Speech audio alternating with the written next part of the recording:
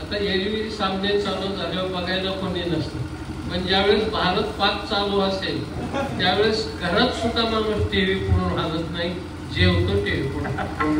मलाही नाद आहे, पण परवा दिवशी जरा गड्याने थोडस नाराज केलं, मोठ्या गडी नेलं पण काम नाही केलं त्याने. बरेच वेळा मोठी नाहीत नाही काम करी. माझ्या डोळ्यात पाणी आलं. कुठे 130 का 132 धावाचं तर आव्हान होतं, ते सुद्धा नाही पेललं या गड्यांना. माझ्या डोळ्यातून पाणी आल्यावर आमचा नातू जवळ बसलेला होता. ते म्हणलं अण्णा काय झालं आजोबा रडायला? म्हणलं हारलो आपण. ती बिलिंदर बसायचं कार्यक्रम म्हणलं, रडायला काय बाप मिळाला काय म्हणत. ही गंमत आहे. क्रिकेट पाहण्याचा नाद मला बी आहे तुमच्यासारखं. नाद आता ह्या वयात कंडही म्हणायचं. नाद वेगळं कंड वेगळं. नाद घंटी कशी थांबतो आणि कंड आयुष्यभर खाजवीत नाद आहे.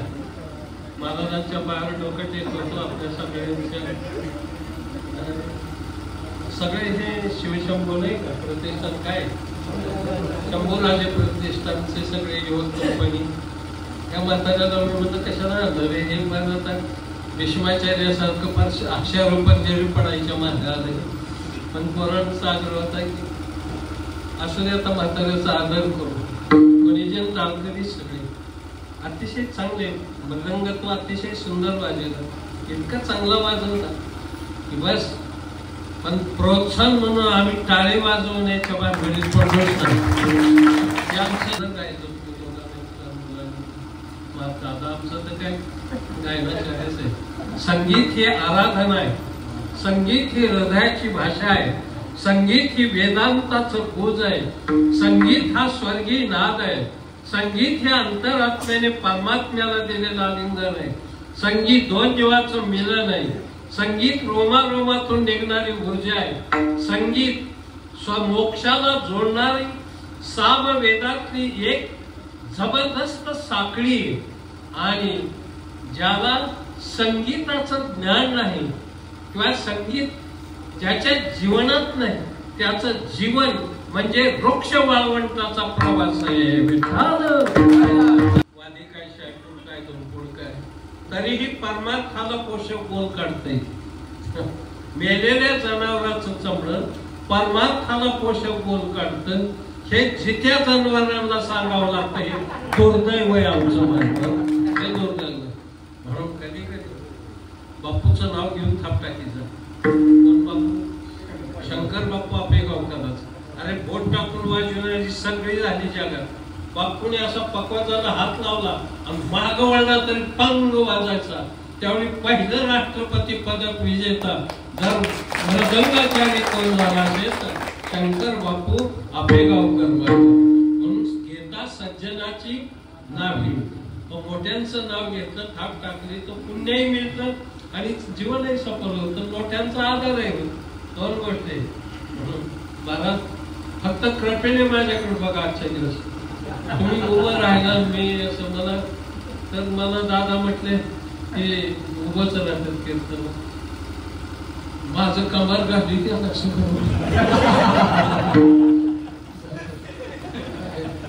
मोठी माणसं उभी राहिली म्हणजे भारतीयांचं लय हाल होते. त्यांनी काही करू दे त्याची हालचाल काय कामाची. सर्वांच्या पायावर या वारकरी संतांच्या मस्तक हे पायावर आपण जाणकार सदस्य होते. माझ्या बहुसंख्येने आलेल्या माय मावल्या आपली गटागटाने बसलेलं गडी सर्वांच्या पायावर डोकं टाकून ऐकत राहिलं. ऐकणं महत्वाचं आहे. जर समाजात असलं पुढे असलं तर जास्त आनंद होईल. महाराष्ट्रात असं कसं होईल? ती भूमी नाही आपली महाराष्ट्राची की संघटित व्हायचं एक संघ विचार वगैरे.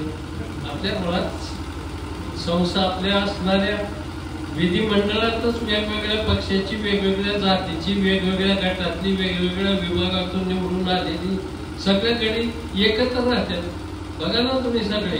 कोणाचं पायपूस कोणाच नाही, कोणाचं तत्वज्ञान कोणाची मिळतं जुळतं नाही, पण एकत्र राहतात. मला विचारतात लोक की महाराज ही वेगवेगळ्या पक्षाची, वेगवेगळ्या गटाची एकत्र तरी कशी काय राहतात? म्हणजे सोपं आहे.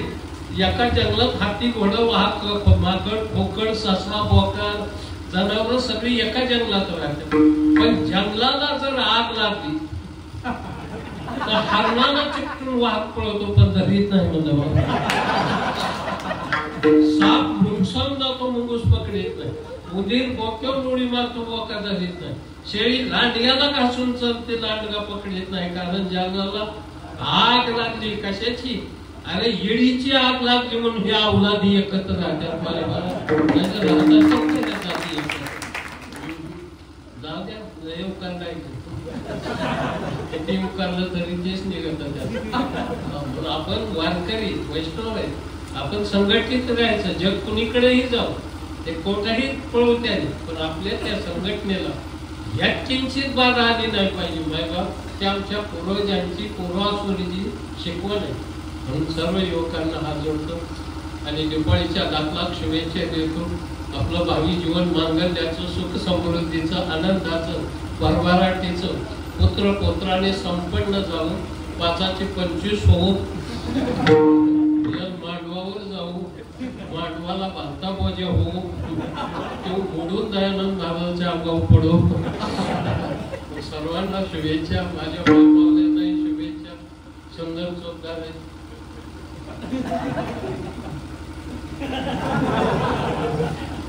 मस्त त्यामुळे जाऊन काय लागेल गमत आहे. साऊंड सर्व्हिस चांगली सुंदर आहे. 2 तास नाही तर तुझी इतकी स्तुती कराय काय जा बाई करून घ्यायचं काम तुमचं हाताळावं लागतं.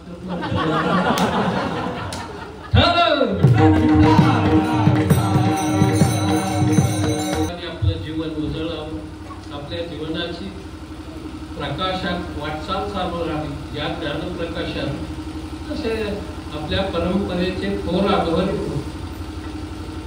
नाथ संप्रदायाचे पहिले नाथ श्री मच्छिंद्रनाथाच्या समाधी सोहळ्याच्या निमित्ताने हा उपक्रम चालू. आम्हाला आपल्या या उपक्रमात सहभागी होण्याची संधी दिली त्याबद्दल धन्यवाद देतो आपल्याला.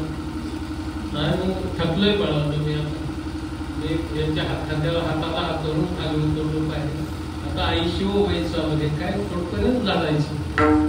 हात थरथर कापतात, शरीर कापतात, जेवताना सगळं आमचं गडी सगळं गडी मोठं मोठं जे डोर पाचपोर आमची जमती सगळी महाराज मंडळी मला म्हणतात आता थांबा तुम्ही.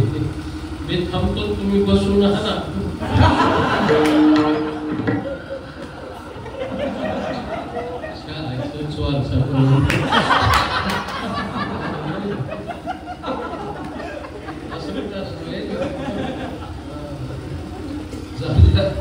माझी गोष्ट चांगले संबंध चांगले आहेत माझे सगळ्या महाप्रकाशी नेत्यांशी सगळ्यांचा थोडा भडक स्वभाव आहे, थोडा नंगाडच म्हणून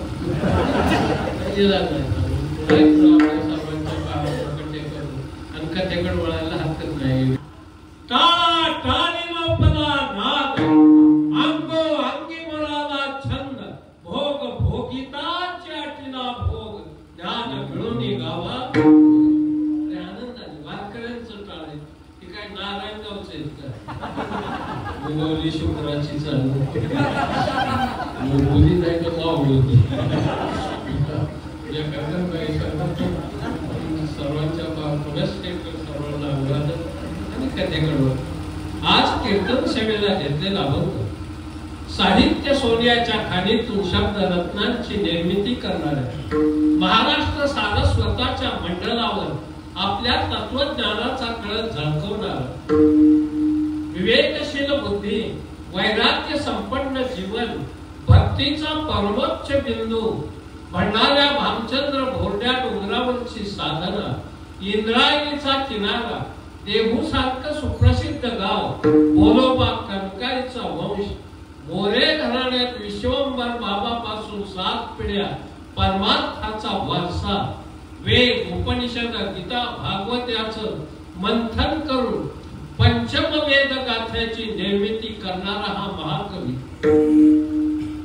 जीवनाला पारदर्शी बनवताना, सर्वसामान्य माणसांना मोक्षाचा दिव्यान पंथ दाखवताना, ज्याने आपल्या स्वतःच्या संसारावर तुळशीपत्र ठेवलं आणि तुमच्या माझ्या जीवनाचं सोनं व्हावं म्हणून आपलं संपूर्ण आयुष्य तुमच्या माझ्यासाठी ज्याने समर्पण जीवन जगलं, देहासकट वैकुंठागमन करून विश्वातला एक अलौकिक चमत्कार इतिहासाच्या पानावर ज्याने स्वर्णाक्षराने लिहिला,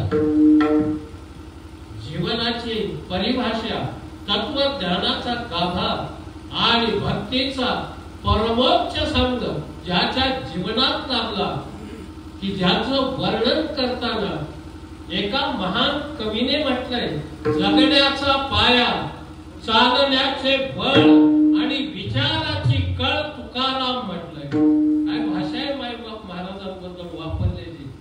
हो, शब्दाचे इमान, अक्षराचे रान आणि अभंगाचे बाण तुकाराम म्हटलं. हे शब्द ऐकले तरी लक्षात येईल आपल्या की महाराजांबद्दल जे उद्गार करण्यात या कवी हे जाऊ द्या. मोरोपंतांनी एके ठिकाणी म्हटलंय, जयाची वदे पूर्ण वेदांत वाणी, म्हणावे कसे हो तयालागी वाणी.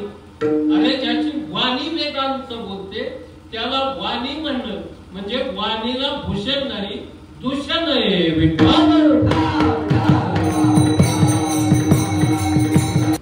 काही शास्त्री वगैरे नाही, आपलं साधा महाराज आपलं साधा म्हणजे शेतकरी म्हणा किंवा आपल्या साधाच म्हणा.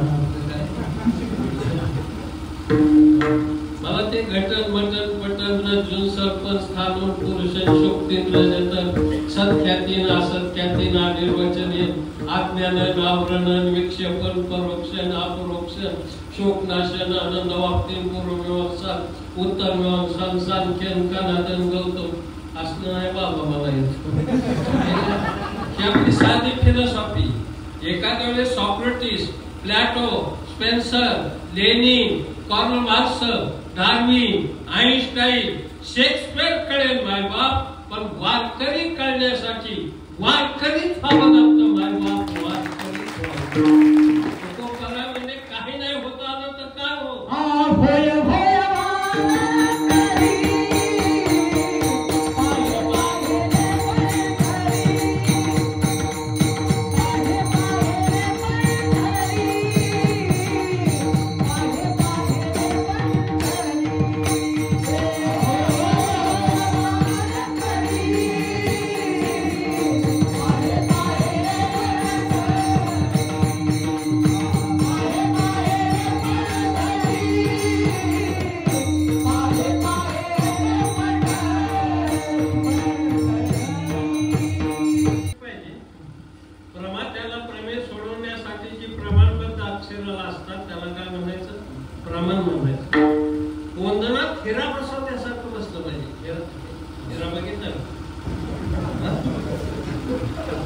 तुम्ही छेरा आहे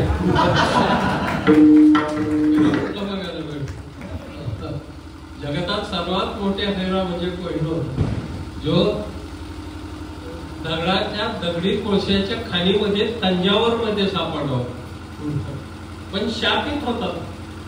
त्याची हिरेची, त्या कोहिनूर हिरेची किंमत काय असेल असं तुम्हाला वाटतं?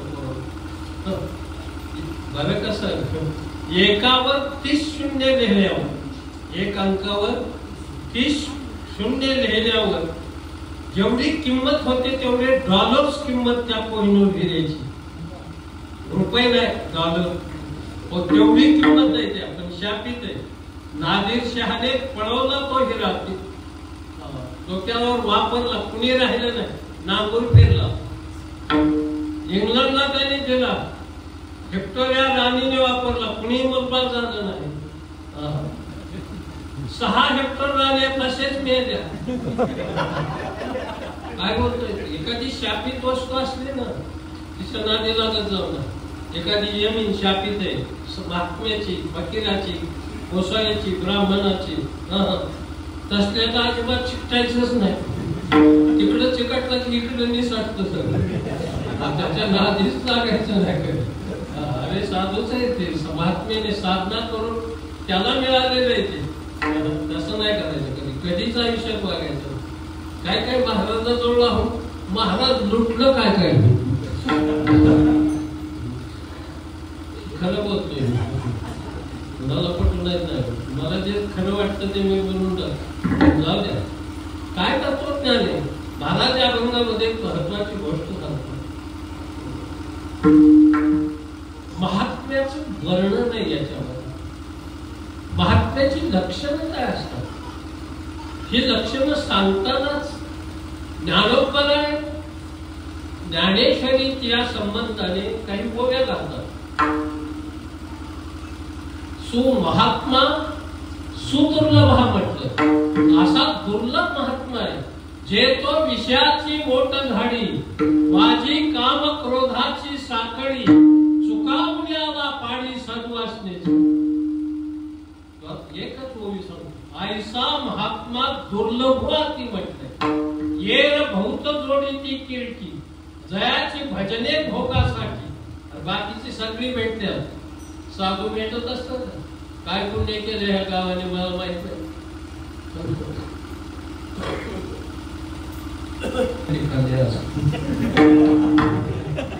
त्याच्यावर कळलेली तूप वाटत पोरग असं होतं की 2-3 चमचे नडतात.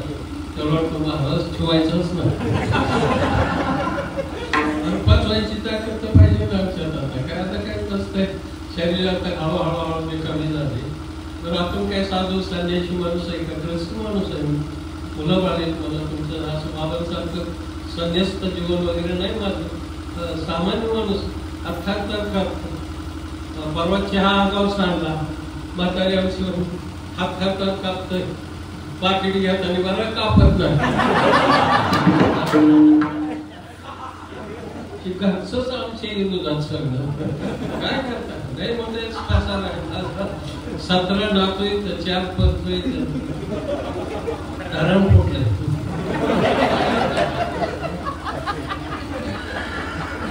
कुठं ना दिला 45 वर्ष झालं जेवणात झोपतोय. वैराग्य म्हणजे काय शब्दांनी सांगायचं असतं का माहिती. दयानंद महाराज अजून गार पाण्याने स्नान करतो. कधी साबण वगैरे नाही. कपाऱ्यात दगड घासा राहतो. तरतरीत आणि व्यायाम करा. चांगल्या प्रकारचं शरीर ठेव. नगर जिल्ह्यात मलखांबाला पहिला आलेलो विमान.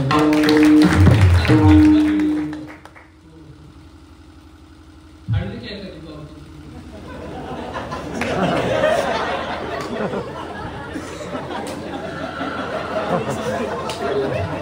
माझी सायकोलॉजी काही इतकी कच्ची काय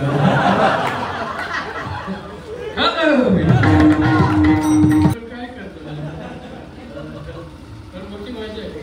त्याशिवाय असं थोडी जाणत्यात वगैरे लोक पाहण्याचा दृष्टी त्यांच्याकडे बरोबर नसतो.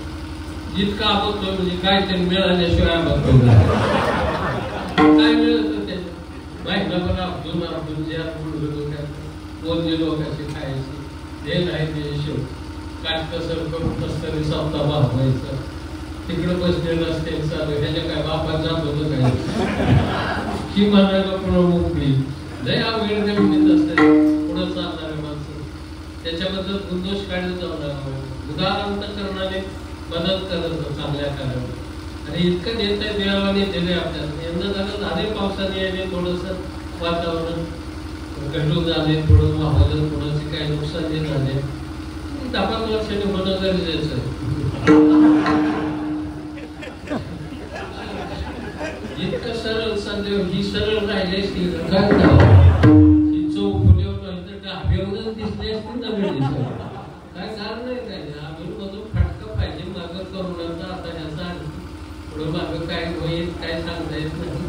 पण चांगलं लक्षण नाही म्हणून जाऊ द्या. साधूचं जीवन असं आहे जो चराचरामध्ये परमतत्वाची अनुभूती घेतो. विश्व परमतत्वाने भरलंय आणि परमतत्व आपल्या हृदयात वास्तव्य करतंय. हा त्यांचा अनुभव आहे. अनुभव होय त्यांचा आणि त्याच्या वाचून नाही प्रगती होत अध्यात्म क्षेत्रामध्ये. एक महाराज दोहा सांगतो काम आत्मा को खोजे बिना किसी को मुक्ती नहीं मिलती है. एक ब्रह्म जान लेने पर और किसी को जानने की जरूरत नाही म्हटलं. एक समजून गेले तू आपलं शरीर किती सुंदर आहे. काय आपल्या शरीरामध्ये आणि याच्यात सगळं आहे. याच्यामध्ये सगळे परमात्मा एकच आहे. तोच आपल्या हृदयात वास्तव्याला आहे. त्याला समजून घेण्यासाठी योगाधिकाच्या क्रिया साधू संतांनी ज्ञानोबराय सांगतात, संत सांगतात, जब प्राण अपान मिलावे तब कुंडलिनी उठ जावे जी, चढ़े सुन शिखर में प्राणी महादेव कहे निर्वाणी, सुन गिरिजावर कहाणी. ही शिव पार्वतीच्या संवादातून अक्षर निघालेली, हुंकार द्यायला कोणी नाही म्हणून मच्छाच्या उदरातून माझ्या मच्छिंद्रनाथाने हुंकार दिला आणि षटकर्णी ज्ञान झालं. कोणा लक्षात, जोपर्यंत 4 कानात गोष्ट म्हणतात तो काय होत नाही, पण 6 कानाला पोहोचते की सगळीकडे तिचा प्रचार होतो. विद्या ही षटकर्णी झाली. बाहेर पडला माणूस की बिघडून जातो, असं अजितदादा म्हणतात. मला तरी काय माहित, मी बाहेर पडला कोणी असो, बाहेर पडला. आता मिसळल्यात काय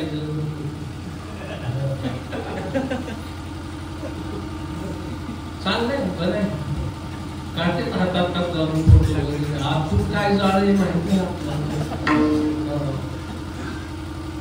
वरून अथांग दिसणारा सागर सुद्धा वडवानं पेटलेलाच असतो.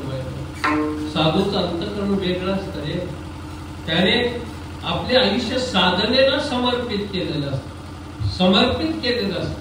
त्यांचं ध्येय एकच परमतत्व असतं. ते कशातही पाहतात ते परमतत्व.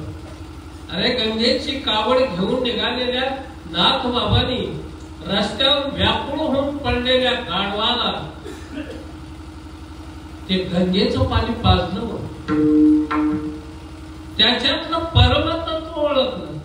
कोरडी भाकरी घेऊन पळणाऱ्या कुत्र्याच्या पाठीमाग तुपाची रोटी घेऊन पळणाऱ्या नामदेव रायाने परमतत्वाची अनुभूती विश्वाला दिली. माहिती देवत्व काय असत, साधुत्व काय असत हे त्याच्यात पाहावं लागतं.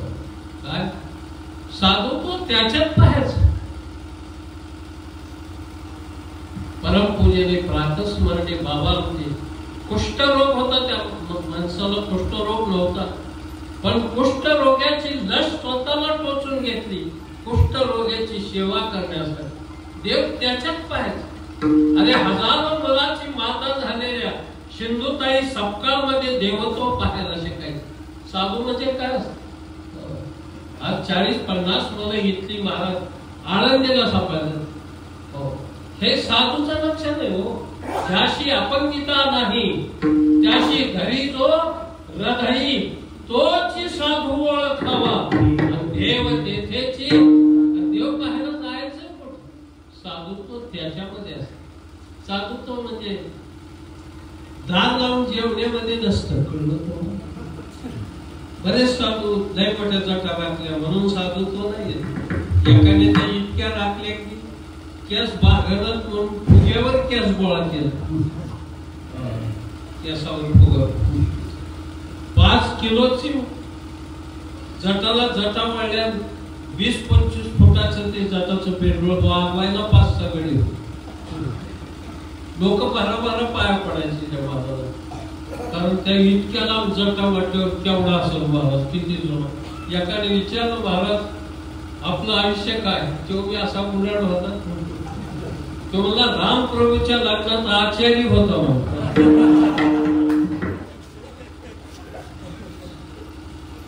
एक जण भेटला पुन्हा, तो पाया पडला. म्हणालो महाराज आपलं वय, म्हणला मी रामप्रभूच्या लग्नात तूप वाढायला होत. त्या ऐकणाऱ्याने 2 कान ठळक ठेवून तुम्हाला हाणतो काय तुम्हाला मी त्या वेळेपासून तुझी वाट बघतोय, तो मला कमी वाढलं होतं.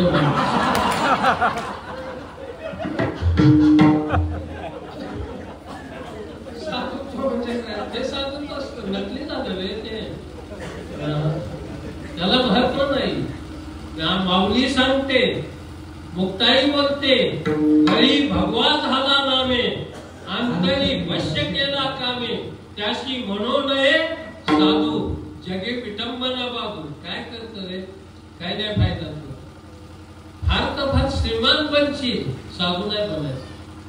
लोकांची प्रसिद्धीही मिळत, पण साधुत्व नाही मिळत. साधू वृषभदेव, साधू शुकदेवजी, साधू ज्ञानोबराय, नाथबाबा, अरे हे साधूंच्याकडची लक्षणं बघा ना तुम्ही. एका अनाथ मुलाला वाळवंटात उचलून घेण्याचं त्या काळचं धारिष्ट सामान्य लोक, चातुर्वर्ण टोकाचा होता त्या काळामध्ये.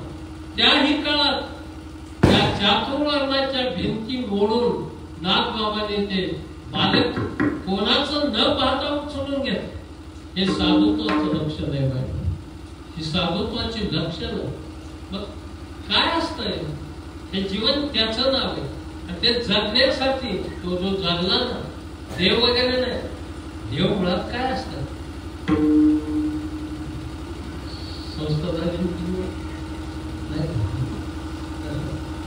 देव हा मुळात शब्द देव नावाच्या धातूपासून जन्माला. देव म्हणजे प्रकाश, ज्ञानाचा परिपूर्ण प्रकाश म्हणजे देव. देव म्हणजे काय असतं, ज्याच्यात ज्ञान आहे, कोणाच्याही पाया पडत नाहीत माणसं. ज्याच्यात ज्ञान आहे, तुमच्यात ज्ञान आहे, तुमचं संगीताचं ज्ञान आहे, गाण्याचं ज्ञान आहे, वाजवण्याचं ज्ञान आहे, तुम्हाला हात वाटतील माणसं. ज्ञानाला सलाम घालतोच समाज, फक्त ज्ञान पाहिजे, ते कोणत्याही असू द्या, त्याचं नाव मोठं होतं. एकच वाक्य असतं माझं, काही मोठं तत्वज्ञान कळत नाही आपल्या सामान्य माणसाला. पण एक गोष्ट कळली पाहिजे, दिवसात आनंदी राहायला शिका. स्वर्ग मोक्ष नंतर बघू, काय जगाच्या वेळी मिळत नसतं. किती अर्जुन सांगू त्या गटमटपट, काय नाही, त्या लवकर नाही पचत, आणि ते त्यालाही फायदा होत नाही, तेच कंटाळतं शेवटी सांगून सांगून. स्वर्ग मोक्ष, स्वर्गात मी आता पहिल्यासारखं काय वातावरण राहिलेलं नाही.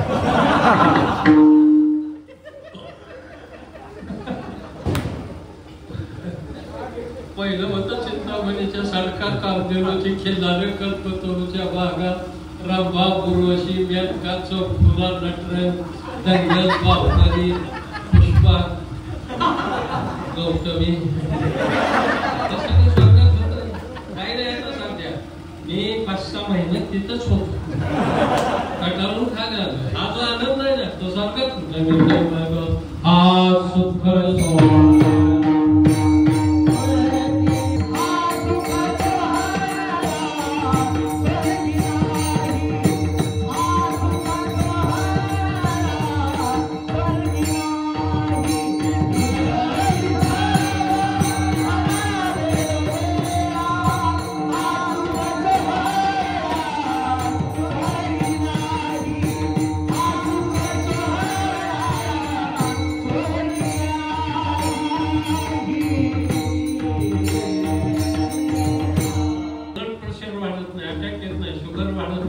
टेन्शन संपून जातं, खळखळून हसायचं.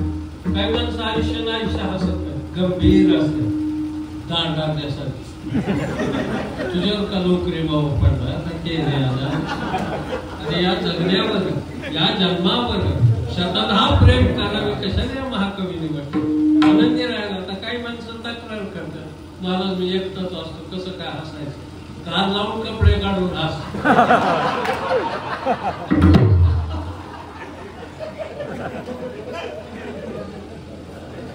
तुम्ही नको आता कीर्तनला, हिंदीला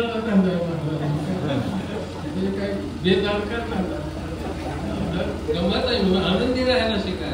बघू स्वर्गाचं वगैरे वाट आहे. देव पाहायला कुठं जायचं, महात्म्य देव पाहायचं. देव त्यांच्यातच आहे हे तर सांगा. अभंगाचं दुसरं चरण,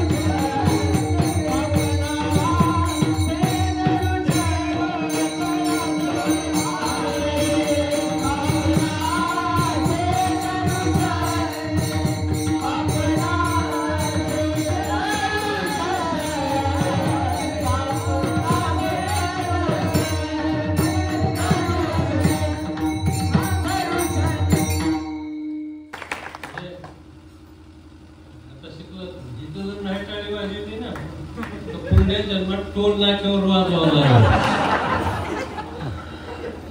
बेंकर असतं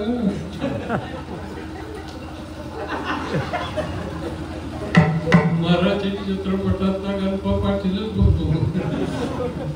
जाऊ द्या, एक आनंद घ्यायचा म्हणजे टाळी वाजवायची आणि वाजोवावी घोडी असा देवत्व असतं.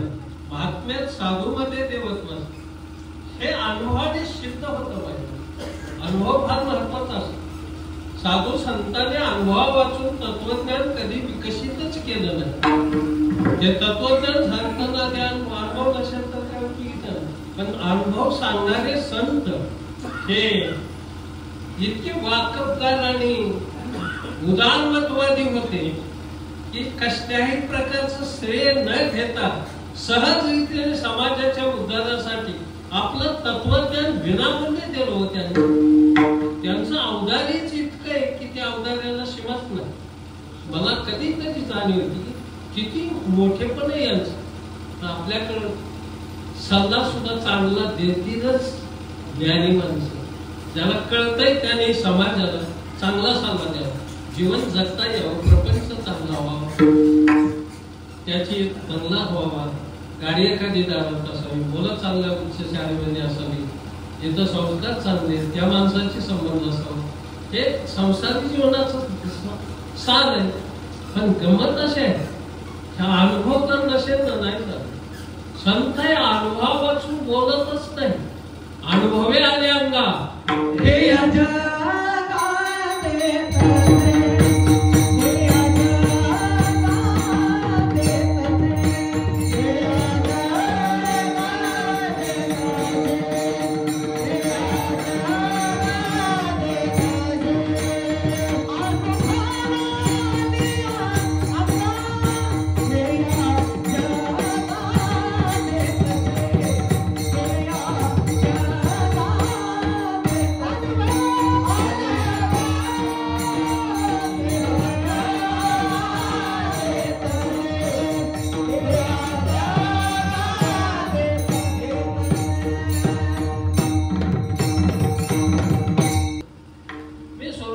शेती करत होतो, पेरायला शिकलो. पण आपल्या हातकी राहणं गुलगा मटकी थोडी अशी पेरायची. ज्वारी काय पेरली नव्हती. ती बागायत 3 एकर रान होतं. ते मी म्हटलं चांगला पेरणार म्हणून आमच्या वडिलांना म्हटलं. आमचे वडील जरा हट्टी होते, आरएसएचे होते.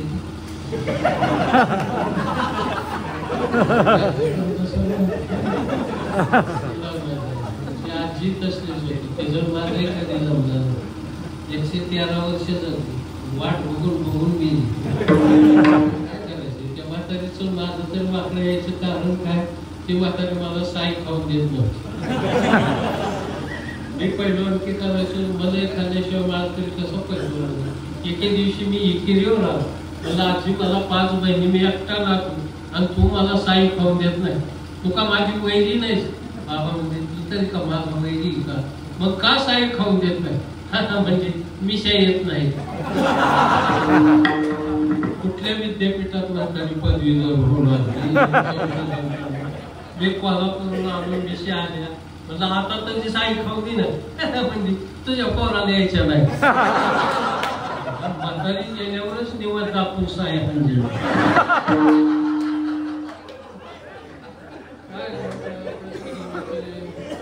जीवनच असतं. असं ते मला पेरायला काही जमलं असतं साधारणपणे. वडिलांनी आग्रह धरला, तुला पेरावं लागलं. नाही ना, बैल चांगली होती, ते पण बांधलेली होती. चाडं पिढं लावलं बैल, ते पण जोडले. बांधाच्याकडं पुढून सरळ राहत होतं. पहिले 1-2 तास आणली सरळ. तुमच्याकडे तास म्हणतात का मुरडं? कोणी बी ना तास मुरडं ना ते 2-3. तर आमच्या भागातला प्रसिद्ध पेरणारा. आणि माझ्या बरोबर 2-4 बऱ्याच पेर चालला. पेर चालल्यावर निघाला माग. मी ती पण थांबून हात जोड म्हणलं, काका बरं चाललंय का, बरं सुटते का? मग तो हसता म्हणला, बरं आहे म्हणला, पण नळ जाणं ज्यादा वाचत्यात.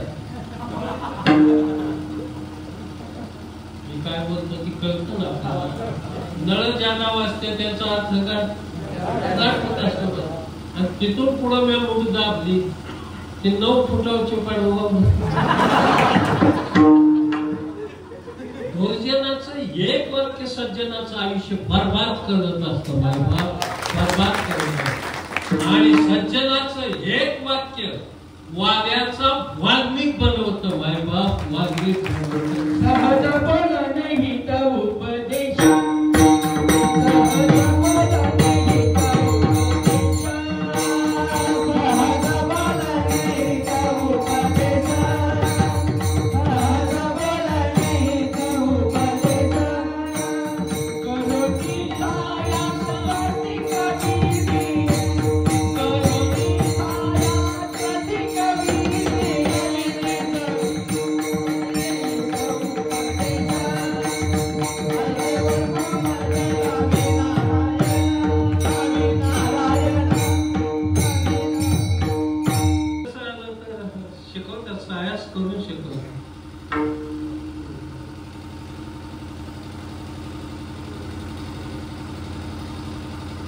काही सत्पुरुष जे असतात त्यांच्या शिकवणीचा अर्थ कळत नाही पुढच्या भारतीय का साधकाला, पण ते प्रयत्न करून त्याच्या गळी ते उतरवतात.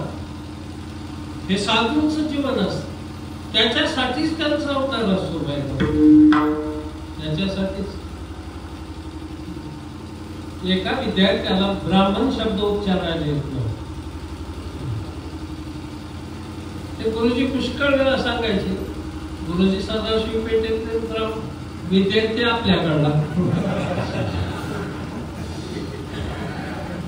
आता ते कंगोळीदार भाषा वगैरे, हवय का वगैरे, चपात्या लहान असतात मी युवकच वाढायची, थोडं दातात घेऊन यायचे, हवय का, आणि ती मागेच खाल्ली की काय हवय का, जेवाय सुद्धा अक्कल लागत नाही. काय अवघड का, वाढणारी उदार लागते, जेवणारी रसज्ञ लागते, तब्येतही बरी लागते. काही इतकी जेवतात कधी कधी माणसं की मला सुद्धा, मला मी खोटं बोलत नाही, हनुमानजी साक्षीला आहे. आमच्या तिथं नवसरवाडी म्हणून भाजळगाव जवळ गाव आहे, त्याच्यावर एक मनच आहे, 60 गावची 60 नवसरवाडची 8. कशाला नुसती जेवाय किती खात असतील असं तुम्हाला 70 ते 80 पुरणपोळ्या खातो एक एक पट. घाबरू नका, बोलवायचं नाही तेव्हा. 70 आणि 80 पुरणपोळ्या म्हणजे काय पोरखेड काय, आणि एकटा आला तरी सत्यनारायणाचं काम बांधलं. 8 जण आल्यावर तो वरणच उपाशी, कोणी पत्रिका देत नाही, कशाला थाळा वाजून साफ करण्यात आलं. 70 आणि 80 काहीच नाही. आमच्या धर्मग्रंथात बघा ना, बकासूर गाडीवर आणणं एक रेडा करतात, दुर्वास 60 सहस्त्र खंडे अन्न दुर्वासा, कुंभकर्ण जन्मल्याबरोबर बहुतांच्या 5-6 बाया खाल्ल्या, त्याच्या आईचं बाळंपण करायला आलेलं.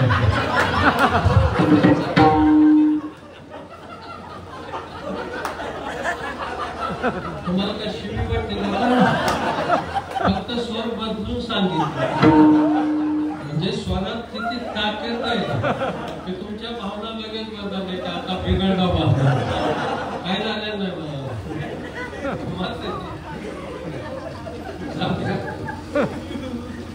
आज ठरवून होतो चांगलं बोलायचं नाही, तिचं मनावर जात स्वभाव याचे ना काय बदलू शकत नाही. भगवान अर्जुनाला सांगतात, हा क्षात्र स्वभाव तुझा झुंज मी नक्की, तुझा युद्ध करणं हा स्वभाव आहे. तसं लहानपणी आमची पाहता एक मी तिचं डोळं राहिलं उघडं, मी लहान होतो 3-4 वर्ष, सगळी रड होतो, कसल्याच घेऊन झालं का तिचं तर डोळं उघडं, तुम्ही कशाला रडत, कसल्याच माणसं हसली रडताना. काय काय माणसं रडायचं नाटक असतं. आमची आई मेली, आमची मंडळी आमची रडली, आमच्या बसायत तर रडत नाही, बसायचं माझ्यामध्ये म्हणून गेल्यानंतर नाही. त्याला काय कळलं माझी जी मोठ्या मोठ्याने 2-4 बायांनी झाले, मी त्या बायांना म्हणून मोकळं सोडा, तिला जरा मोकळं होऊ द्या.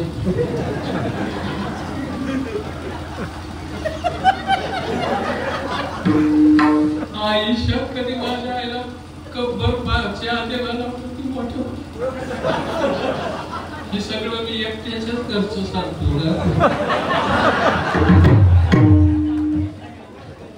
अरे ह्या जनरल वार्डात ते का नाही बाबा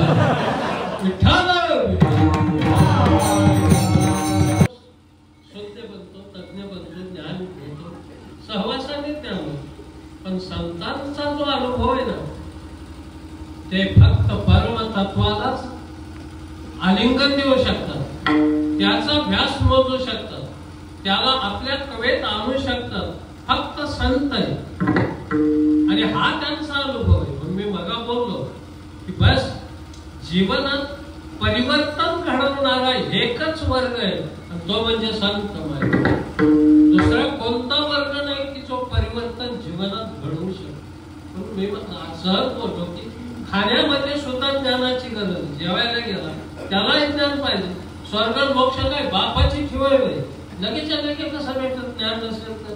अहो माझं उदयनराजेने एकदा कीर्तन ठेवलं सातारा अभय शिवराजे गोष्टींच्या आठव्या पुण्याचे ते मदन सर वगैरे होते मृदंगाचार्य ज्याने रविशंकरला साथ केलेले मोठे सगळं गडी चांगले असं गायक मंडळी अशी सगळं घेऊन आलो. माझी एकच इच्छा होती पाकिट नाही दिली तरी चालेल पण जेवायला चांगल्याच्यात कुणाच्या तरी सरदाराच्या काय खात्यात म्हणून बघायचो. एका सरदाराच्यात आम्हाला जेवायला ठरलं. जाधव होते ते मोठे सरदार दारात शोधतात गेल्यावर त्यांनी विचारलं कुणी कट म्हणजे जेव्हा बोलले सोडला 5-6 बकेट भरलेलो. मी तांब्याने हात व्हायला लागलो की दुसरा गडी उभा होता त्याला तो म्हणला ताब्याखाली हात आहे का तो म्हणला ताब्याखाली कुठं मोठ्याच्यात ना देणार टाकून नाही ते म्हणजे हाताने काय घडतं वाईट कर्म केलं आयुष्यात नाही आजचे दिवस हात धुतला तरी चालेल चला ना म्हणलं बिगर हात धुतात. तिकडं दाराकडे गेले तिसरा गडी तो म्हणला कुणीकड म्हणलं जेव्हा बोललंय की म्हणलं हात धुतला का म्हणलं आता कमाल झाली तुमची. एक हात धुवून देणं एक हात धुतल्याशिवाय हात जाऊन द्यायला जेवणापासून काय करणार. चला म्हणलं मिसळ पाव काय ते तुम्हाला तुम्हाला महाराज राबवू नका. हे घर संस्थानिकच आहे. तिथं स्वतःच्या हाताने हात व्हायचा ना. बकेट पिशवीवर नुसता हात करून असा उभा आम्ही 10 लोक असा हात करून उभा राहतो. शागिर्द म्हणून त्यांचा नौकर खांद्यावर टावेल हातात साबणाचं बॉक्स घेऊन आलो. 2 वेळा पाण्याने हात माझा साबण लावून धुतला माझा टावेने हात पुसला मग एका हात सोडला.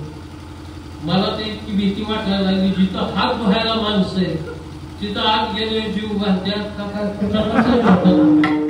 आत गेलो तर 5-5 वाट्या जातात. मधल्या वाटीत अत्तर मिश्रित पाणी अत्तराचं पाणी खेळीचा फुटका मारला की मधल्या वाटीत हात सोडायचा. आमटीचा फुटका मारला की मधल्या वाटी 2 पदार्थाचं कोंट्रक तोडायला की मध्य वाटी. आता एकाच मांडीत आम्ही सगळ्या भाज्या दिला आणल्या. कुणाच्या बापाला माहिती याच्यात मध्य वाटीत काय आम्ही अजून मधून त्याच्यात मी फुटका नाही.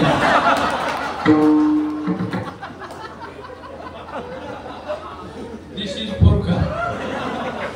एक म्हणलं मला त्याच्यातलं फुटका काय मारता म्हणलं मध्ये कशाला थोडी म्हणला येणे हात पुढे हात जेवायला मी ज्ञानाची गरज आहे. एक जण आला वाढायला चंदनाचं पाठ बसायला सगळे वीरपंचे दोस्त काय कुठल्या गोष्टीचे कमतात आल्यावर पाहिलं वाढायला घ्यायचं का म्हणजे काय घेतो पुन्हा तांबे घेऊन निघालो की हात धुवायला बाहेर तो गडी तयारच होती म्हणून तांब्या खाली म्हणलं आज पुसून या हास्याची सांगा त्या चला तिथं जाऊन उभा राहा.